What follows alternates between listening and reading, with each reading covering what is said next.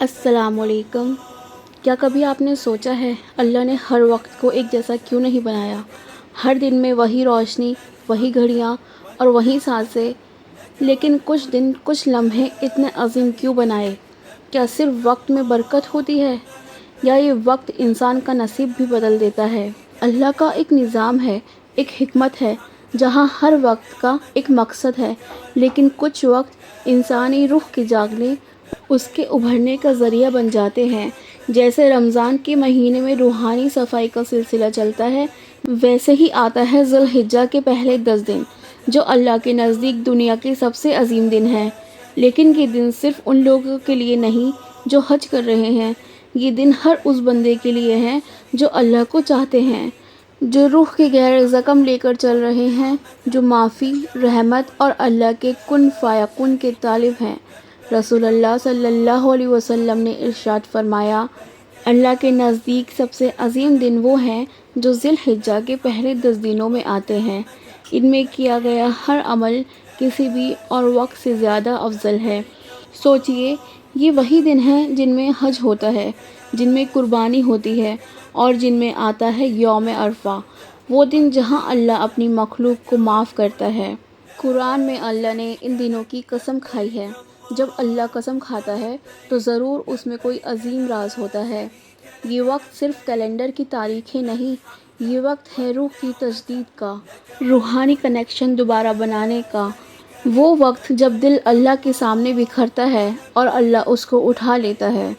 انہی دنوں میں اللہ نے توحید کا پیغام دیا۔ ابراہیم علیہ السلام نے جذبہ قربانی کو امر کر دیا، اور عرفات کے دن آیا جہاں اللہ خود اپنے بندوں کی طرف متوجہ ہوتا ہے۔ ابن عباس رضی اللہ عنہ فرماتے ہیں، ایک چھوٹی سی تسبیح، ایک استغفار، ایک دعا، ان دنوں میں کیا گیا ہر عمل لکھا جاتا ہے اور اللہ اس کا اجر بے پناہ بڑھا دیتا ہے۔ پھر آتا ہے وہ دن جس دن اللہ سب سے قریب ہوتا ہے، جس دن وہ سب سے زیادہ معاف کرتا ہے، جس دن وہ ہر ایک فریاد سنتا ہے، یوم عرفہ۔ رسول اللہ صلی اللہ علیہ وسلم نے فرمایا، عرفات کے دن سے بہتر کوئی دن نہیں۔ اس دن اللہ سب سے زیادہ اپنے بندوں کو جہنم سے آزاد کرتا ہے۔ ایک اور حدیث میں ہے، اللہ اپنے فرشتوں سے کہتا ہے، گواہ رہو، میرا یہ بندہ غبار اڑا کر میرے قرب کی طلب میں آیا ہے، میں نے ان سب کو معاف کر دیا۔ سوچئے تو کیا ہم بھی ان میں سے بن سکتے ہیں جو صرف روح کی فریاد سے معافی کے مستحق بن جائیں؟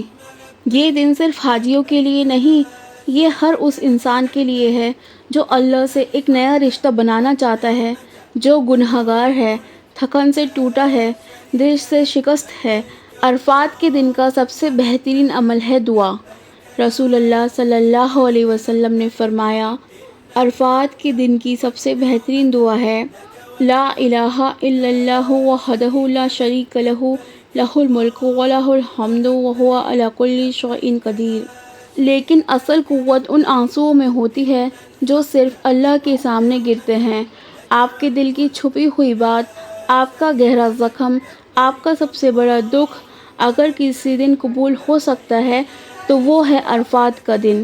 تو مانگ لیجئے، لیکن صرف چھوٹی چھوٹی چیزیں نہیں، مانگ لیجئے اللہ کا قرب، مانگ لیجئے دل کا سکون، مانگ لیجئے روشن ایمان کا چراغ، مانگ لیجئے صبر، شکر، حیا اور توکل، مانگ لیجئے کہ آپ کی آخری سانسوں تک آپ اللہ سے جڑے رہیں، اور سب سے بڑھ کر مانگ لیجئے کہ جب موت آئے تب اللہ راضی ہو۔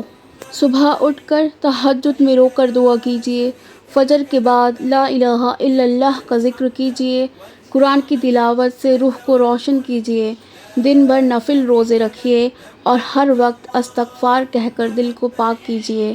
فرض نمازوں کے درمیان تسبیح، دعا اور درود میں وقت گزاریے، اور مغرب سے پہلے اپنا دل اللہ کے سامنے بچھا دیجئے، کہہ دیجئے، اللہ تو ہی کافی ہے، مجھے اپنا بنا لے، میں لوٹنا چاہتا ہوں صرف تیرے پاس۔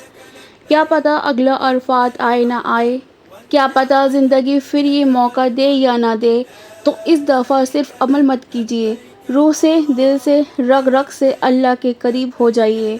رسول اللہ صلی اللہ علیہ وسلم نے فرمایا، جس نے عرفات کے دن روزہ رکھا اس کے 1 سال گزرے اور 1 سال آنے والے گناہ معاف کر دیے جاتے ہیں، تو سوچئے کیا ہم اس موقع کو کھونا چاہتے ہیں؟ یا اللہ، جس طرح تو عرفات کے میدان میں اپنے حاجیوں کو معاف کرتا ہے، اسی طرح ہمیں بھی معاف کر دے۔ ہمیں ان لوگوں میں لکھ دے جو تیرے سب سے قریب ہیں، جو رات کے اندھیروں میں اٹھ کر صرف تیرے لیے رو لیتے ہیں، جو دنیا کی ہر چیز سے زیادہ تجھے چاہتے ہیں۔ یا اللہ، ہمیں وہ روح دے جو صرف تیرا ذکر میں چین پائے، اور ہمیں وہ دل دے جو ہر وقت کہے حسبی اللہ و نعم الوکیل۔ آمین۔